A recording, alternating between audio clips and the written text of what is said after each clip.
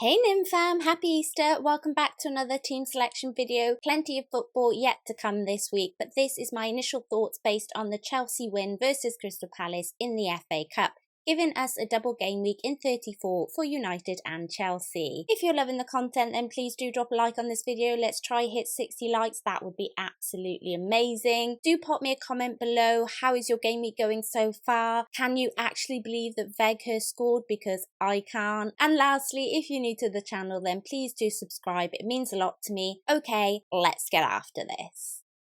At halftime, this is how I'm doing, and look away now if you have sensitive eyes because it's not good, I can tell you. Dubravka conceded to Lookman, banking just 2 points. Cancelo and Robertson are yet to play. I have a concern that one of these might get a rest, especially Cancelo, as most of Pep's back line got a rest in the cup, except for Cancelo, so it's not looking particularly good for him. Shah, who was my newcomer for Kilman, with a free transfer, managed the same as Dubravka. Shah wasn't as attacking in that Leicester game as I have seen previously from him, unfortunately, so I was hoping for a little bit more.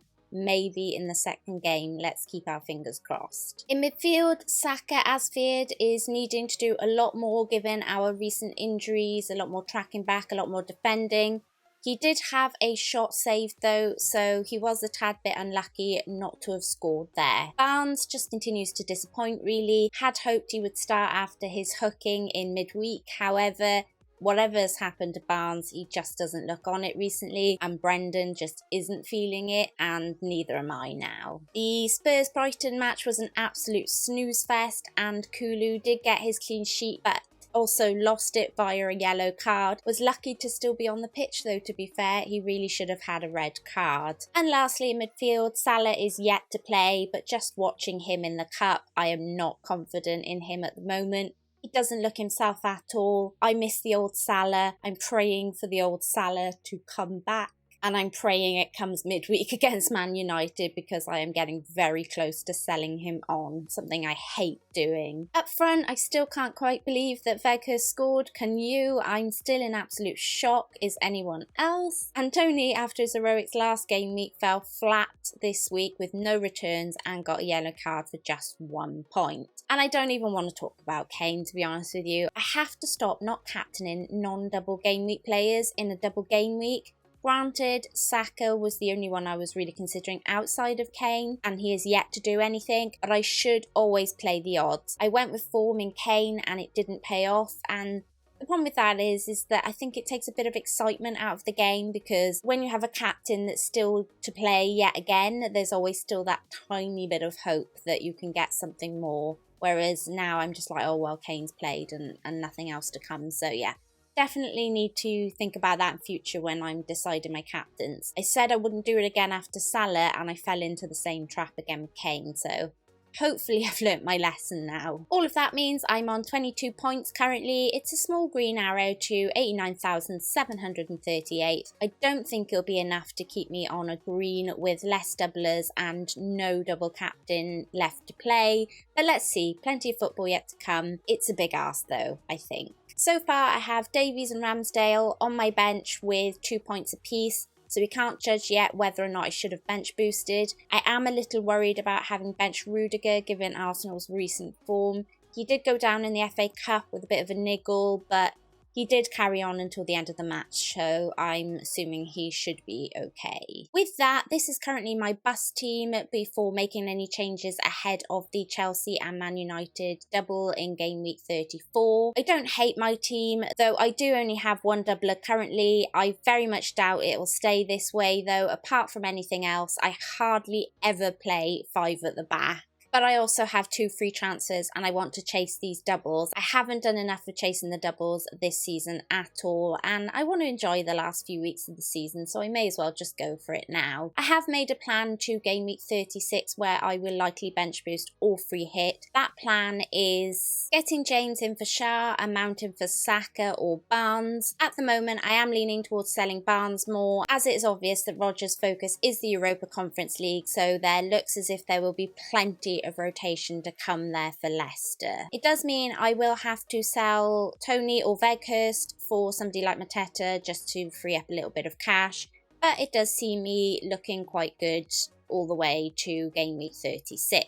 However, I do also fancy going after this double with an attacker. I can do Weghorst to Werner, giving me Rudiger and Werner for 2 double game week players. It does put a lot up front though with this one, so maybe it's a bit too much. Or if I decide to go with Mount, then maybe I could look to another midfielder for Saka's spot, a Havertz, Loftus-Cheek and Langer maybe. I have to think on that one though, given rotation, and obviously selling Saka is a big call given he does have the double game week in game week 36 and has been doing okay. It's just a small drop in form recently. I can even do Salah to Bruno or Sancho, which if Salah continues to look as poor as he has done recently, this is not an unthinkable move. United's fixtures are Arsenal and Chelsea. Arsenal should be better opponents to go up against now, given their recent dip in form, so this could be a shout, as you're getting 2 games out of Bruno compared to Salah's 1. I'm obviously going to wait out the Chelsea v Arsenal game and the Man United v Liverpool game this week before settling on absolutely anything, and you guys should do the same, especially before going all in. But what's good about all of this is that Chelsea also double in 36 and United have Brighton, so it's not terrible to go after them now, even if you have to maybe revisit a little bit nearer 36. They aren't terrible fixtures, and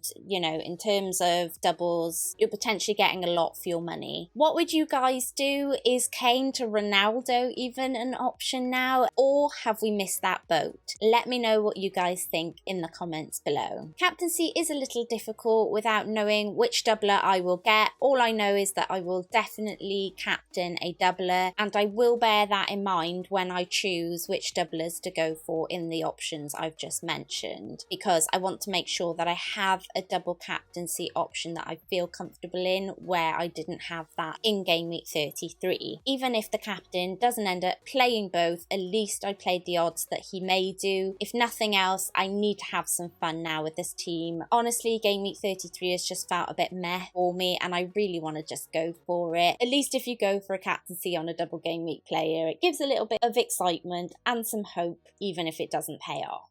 Just a very quick look at the trending transfers then ahead of game week 34. The early transfers are mounting. Obviously, he's been looking great recently, so that's not surprising, especially with the double ahead.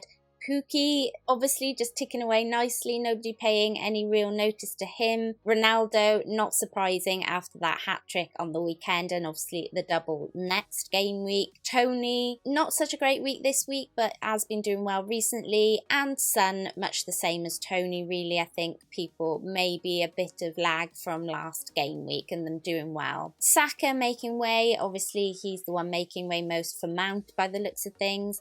Doherty is still injured and will likely be injured for the rest of the season, so I can understand why people are getting rid of him. Lacazette obviously hasn't been doing great, was ill for the last match, so that's completely understandable why people are considering selling him on. Kane, I'm assuming, is a direct switch to Ronaldo, which is quite interesting. And yeah, not surprising that Antonio is making way for other players where West Ham's priorities lay elsewhere. And that's it. Thanks for watching. I hope you guys have an amazing week.